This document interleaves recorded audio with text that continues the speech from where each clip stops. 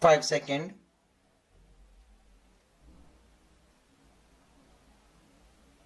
Start.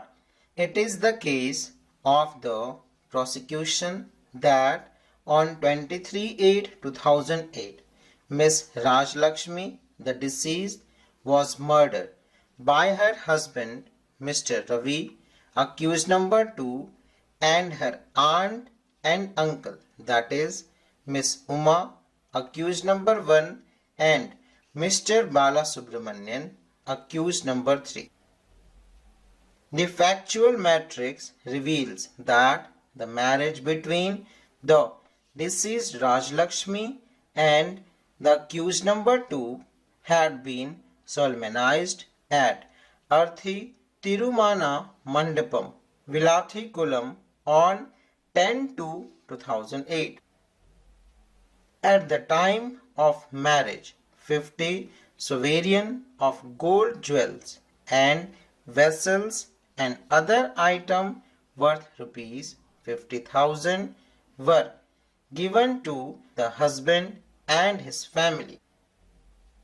As revealed by PW1, Mr. Chandrakasan, the adoptive father of the deceased, in his examination 1 week after the marriage, the deceased had informed him that accused number 2 continuously harasses her and treated her like a servant. It was further stated that accused number 2 used to consume alcohol, play cards, and also had an illegal illicit relationship with his aunt, that is, accused number 1, PW1, in the complaint Exhibit P1, and his examination as PW1 stated that on one occasion accused number 1 and 2 along with deceased came to his house and accused number 1 and 2 slept together in a single bed sheet in a hall while the deceased slept in the bedroom.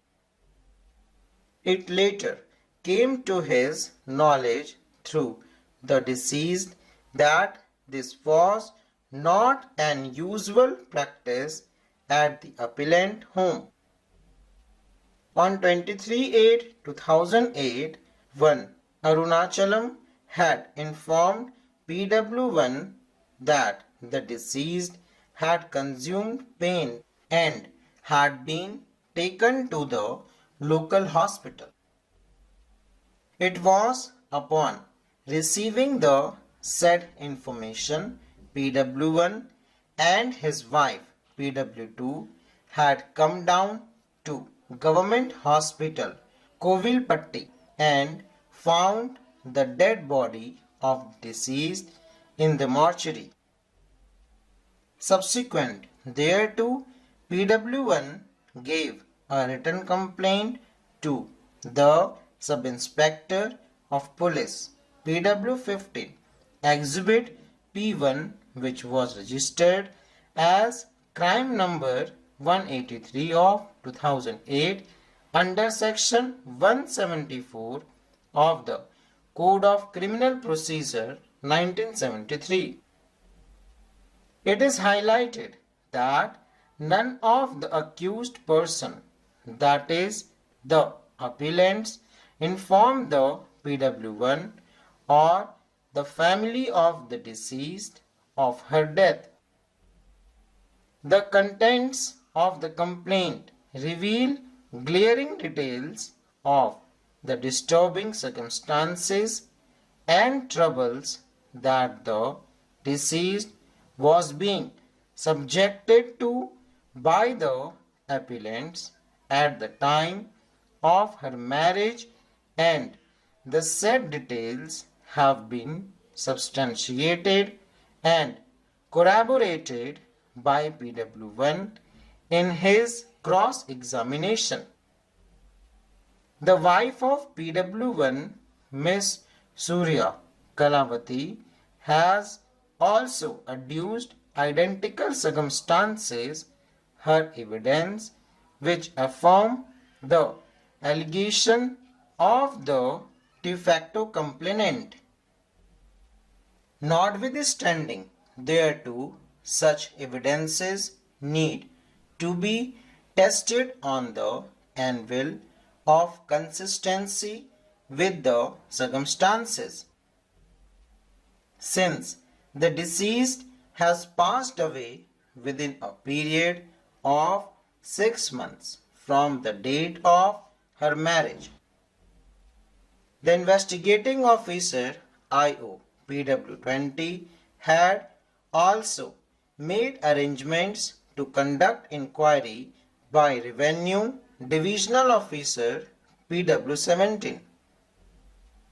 Although the inquest report marked as Exhibit P14 stated that one death had not occurred due to demand of dowry, it is the case of the prosecution that, with the intention to camouflage the incident, the accused person, that is, the appellants, poured paint and kerosene into the mouth of Raj Lakshmi to make the death appear like suicide.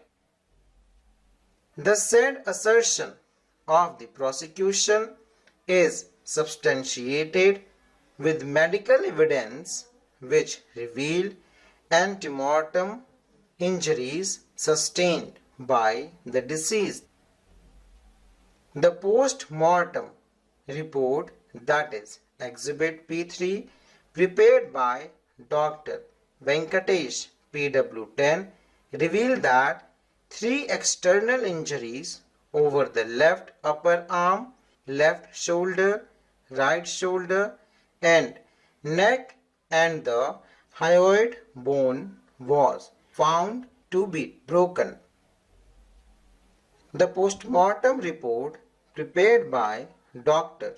Venkatesh, Assistant Doctor PW10, as well as Exhibit P4 Visra report prepared by the Mupidathi Scientific Assistant clearly established that the deceased had sustained external as well as internal ante-mortem injuries which could not have been of natural consequences of consuming paint as alleged by the appellants. A cumulative reading of the medical record along with deposition of PW1 to PW4 create a chain of circumstances that establish that the death of the deceased is homicidal. It has been submitted by the prosecution that the injuries sustained by the deceased are ante-mortem in nature, and in view of the fact that the deceased and the appellant were related and, more importantly, resided together at the time of occurrences, it was incumbent upon the appellant to prove as to how the death of the deceased occurred in view of the burden contemplated under Section 106 of the Indian Evidence Act 1872.